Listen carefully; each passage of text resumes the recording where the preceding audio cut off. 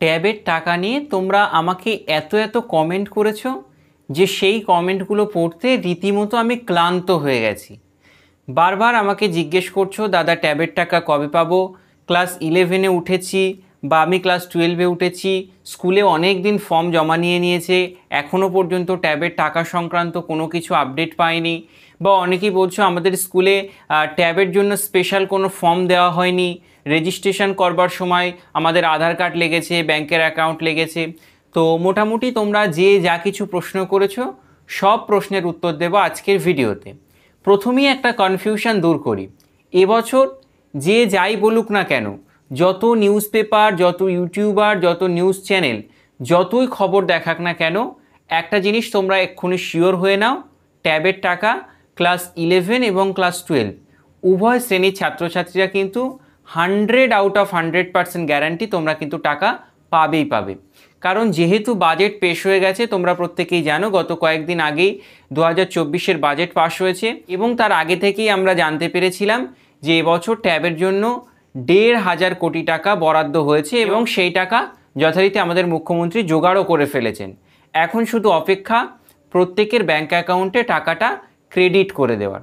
তো এই ব্যাঙ্ক অ্যাকাউন্টে টাকা ক্রেডিট কবে নাগাদ হতে পারে, এই নিয়ে লাস্ট কি আপডেট রয়েছে জানাবো আজকের ভিডিওতে। সেজন্য গোটা ভিডিওটি প্রথম থেকে শেষ পর্যন্ত দেখো। ভালো লাগলে একটা লাইক করো, চ্যানেলে প্রথম হয়ে থাকলে প্লিজ চ্যানেলটিকে সাবস্ক্রাইব করে পাশের বেল আইকনটি প্রেস করতে একেবারেই ভুলো না, যাতে করে এরকম ট্যাবের টাকা সংক্রান্ত বা স্কলারশিপ সংক্রান্ত কোনো ভিডিও আমরা আপলোড করলে সবার আগে তোমার কাছে নোটিফিকেশান পৌঁছে যায়। তো যাই হোক, কথা না বাড়িয়ে চলে যাচ্ছি সরাসরি আমাদের আজকের ভিডিওর মূল পর্বে। ইতিমধ্যে একটা নিউজ তোমরা প্রত্যেকেই জানো বা অলরেডি জেনে গেছো যে এবছর ক্লাস 11 এবং ক্লাস 12 দুই শ্রেণীর ছাত্রছাত্রীকে একই সঙ্গে ট্যাবের টাকা দেওয়া হবে।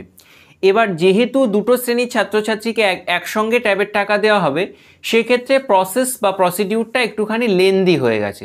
কেন? এখানে একটা কথা বলি, ধরে নাও এবছর 15 লক্ষ ছাত্রছাত্রীকে ক্লাস 11 আর ক্লাস 12 মিলিয়ে টাকা দেওয়া হবে।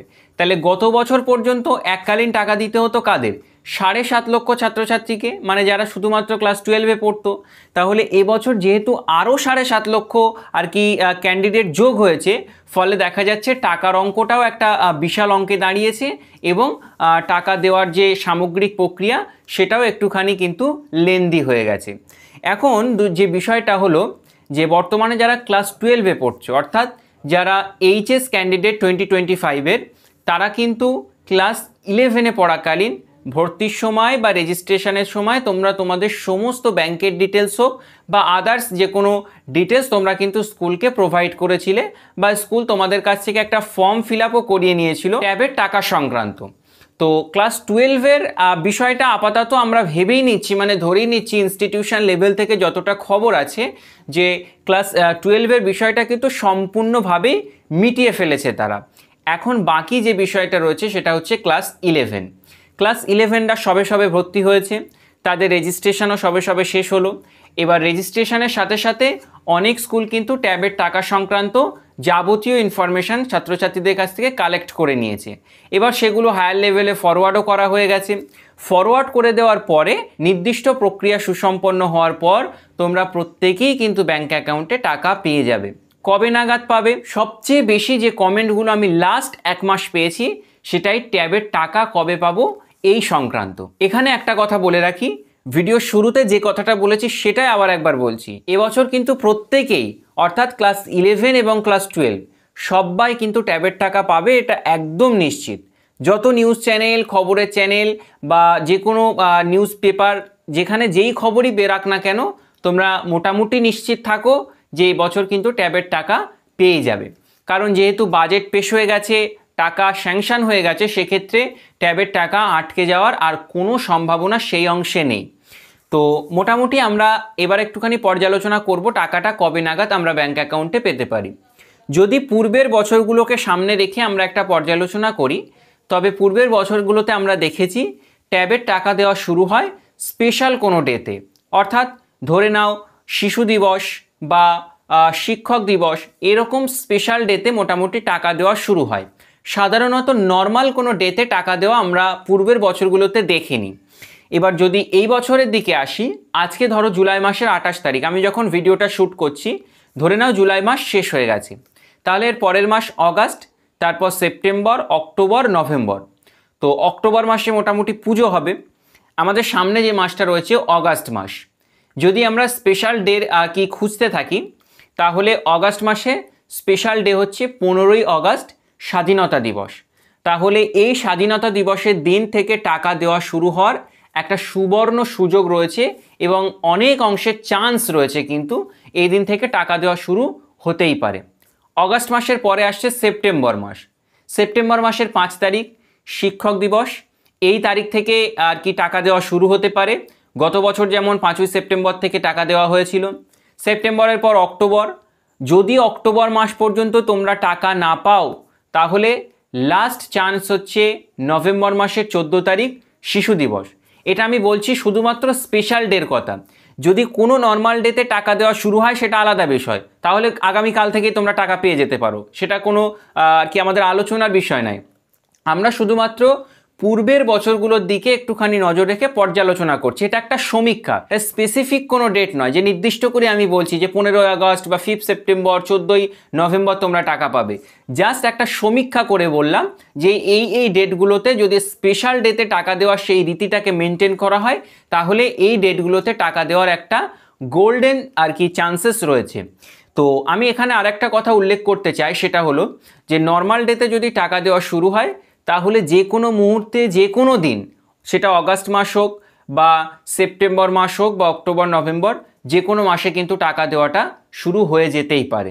তো মোটামুটি তাহলে টাকা কবে পাবো এ নিয়ে আমরা আন্দাজ করতে পারছি। এখানে আমাদের আপার লেভেল থেকে যতটা খবর আছে একটুখানি বলি, হয় অগাস্ট না হয় সেপ্টেম্বর, এই 2 মাসের মধ্যে তোমরা কিন্তু টাকা পেয়ে যাবে, এতটুকুই আমরা মোটামুটি ইনস্টিটিউশন লেভেল থেকে শুনতে পাচ্ছি। তো যাই হোক, সামগ্রিক যে আমরা আলোচনা করলাম, এই আলোচনার মূল যে বিষয় সেটা হচ্ছে ট্যাবের টাকা এবছর ক্লাস 11-12 100% পাবে।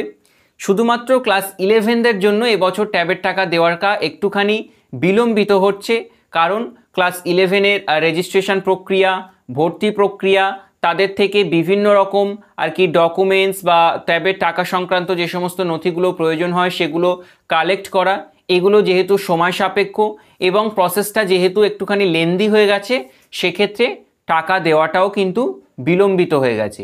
চিন্তার কোনো প্রয়োজন নেই, কোনো দরকার নেই, যেহেতু বাজেট পাস হয়ে গেছে, টাকা স্যাংশন হয়ে গেছে, সেক্ষেত্রে টাকা কিন্তু তোমরা প্রত্যেকেই পাবে, নিশ্চিন্তে থাকো। মুখ্যমন্ত্রীর এই প্রকল্পকে নিয়ে অনেকে কিন্তু সমালোচনা করছে।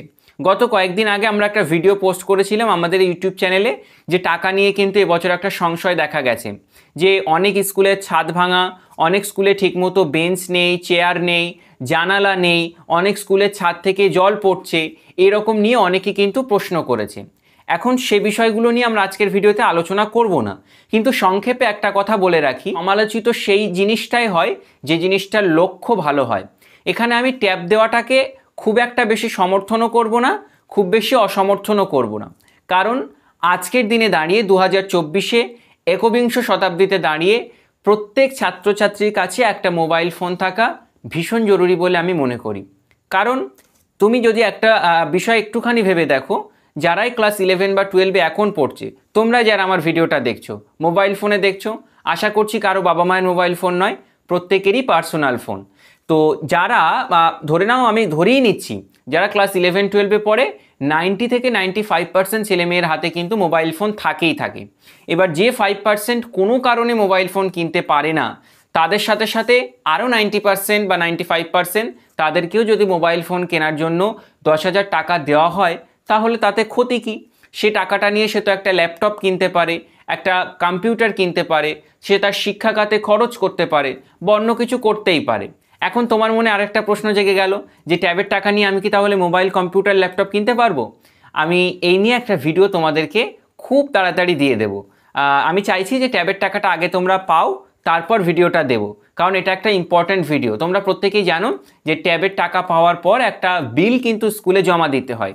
সেক্ষেত্রে আমরা একটা তোমাদেরকে খুব সুন্দর উপায় বলে দেব কিভাবে তোমরা ট্যাবের টাকা, মানে ট্যাব যদি যারা কিনতে চাইছো না, অলরেডি ফোন আছে, তোমরা কি করবে এ নিয়ে আমরা কিন্তু একটা বিস্তারিত ভিডিও বানিয়ে দেব। মোটামুটি আমরা সামগ্রিক যে আলোচনা করলাম এর থেকে বোঝা যাচ্ছে যে আগামী মাস বা তার পরের মাসেই আমরা কিন্তু ট্যাবের টাকা পেয়ে যেতে চলেছি। যাই হোক, ট্যাবের টাকা সংক্রান্ত এতটুকুই আপডেট ছিল। দেখা হচ্ছে আবার পরের ভিডিওতে কোনো একটা নতুন আপডেট নিয়ে। ততক্ষণে ভালো থেকো, সুস্থ থেকো। অবশ্যই আমাদের চ্যানেলটিকে সাবস্ক্রাইব করে রেখো এইরকম ভিডিও সবার আগে পাওয়ার জন্য। ভালো থেকো, থ্যাংক ইউ ভেরি মাচ।